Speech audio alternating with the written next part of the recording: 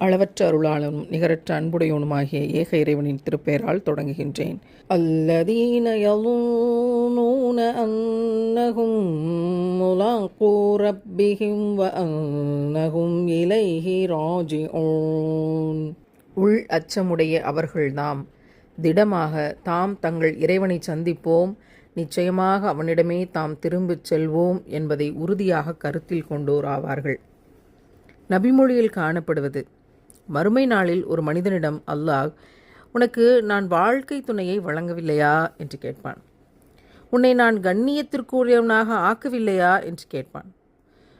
உனக்கு குதிரைகளையும் ஒட்டகங்களையும் நான் வசப்படுத்தி தரவில்லையா என்று கேட்பான். செல்வமும் செல்வாக்கும் உள்ள தலைவனாக உன்னை வாழ வைக்கவில்லையா என்று கேட்பான். அதற்கு அந்த மனிதன் ஆம் உண்மைதான் என்று சொல்வான். அப்போது அல்லாஹ் கேட்பானா, என்னை நீ சந்திப்பாய் என நம்பினாயா? இவ்வளவும் நான் தந்தபோது என்னை நீ சந்திப்பாய் என நம்பினாயா என்று கேட்பான். அப்போது அந்த மனிதன் இல்லை என்ற உண்மையை சொல்லிவிடுவான். அப்போது அல்லாஹ், உலகத்தில் நீ என்னை மறந்து போனதைப் போல இன்று நான் உன்னை மறந்து விடுவேன் என்று சொல்வானாம். அஸ்தக்ஃபிருல்லாஹ். நினச்சி பார்க்கும்போதே உள்ளமெல்லாம் நடுங்கக்கூடிய ஒரு வார்த்தை. எப்பேற்பட்ட காட்சி என்று கற்பனை செய்து பாருங்கள்.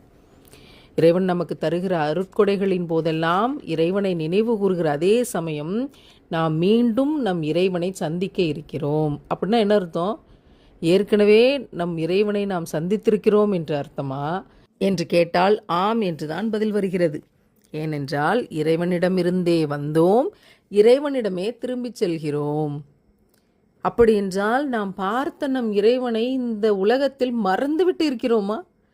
இறைவனை திரும்பி சென்று சந்திக்க வேண்டுமே என்ற நினைப்பு இருந்தால் நாம் எந்த தவறையும் செய்ய மாட்டோம், எந்த ஆணவமும் கொள்ள மாட்டோம், எந்த திமிராக செயல்பாடுகளிலும் இருக்க மாட்டோம், எந்த ஹராமான வேலைகளிலும் தலையிடக்கூட மாட்டோம், அதன் அருகில் கூட செல்ல மாட்டோம், அதன் வாடை கூட நம் மீது படாது என்றால் தம் இறைவனை திரும்ப சந்திக்க இருக்கிறோம் என்றால் எத்தனை மகத்துவமான பொழுது அந்த பொழுது. இறைவன் நமக்கு ஒவ்வொரு அருட்கொடையையும், குடிக்கிற தண்ணீரிலிருந்து, உணவிலிருந்து, கனியிலிருந்து, காய்கறிகளிலிருந்து, இந்த காற்றிலிருந்து, தென்றலிலிருந்து ஒவ்வொரு அருட்கொடையையும் இறைவன் தந்திருக்கிறான். உடை உட்பட, உணர்வு உட்பட அத்தனை அருட்கொடைகளின் போதும் அல்ஹம்துலில்லாஹ், அல்லாஹ்வுக்கே எல்லா புகழும், அவன்தான் இதை தந்தான், மறுபடியும் நாம் மரணத்திற்கு பிறகு அவனை சந்திக்க இருக்கிறோம் என்று ஒரு மனிதன் உணர்ந்து விட்டான் என்றால் அவன் பாக்கியசாலி. யா அல்லாஹ், அப்படிப்பட்ட பாக்கியசாலிகளாக எம்மை ஆக்குவாயாக.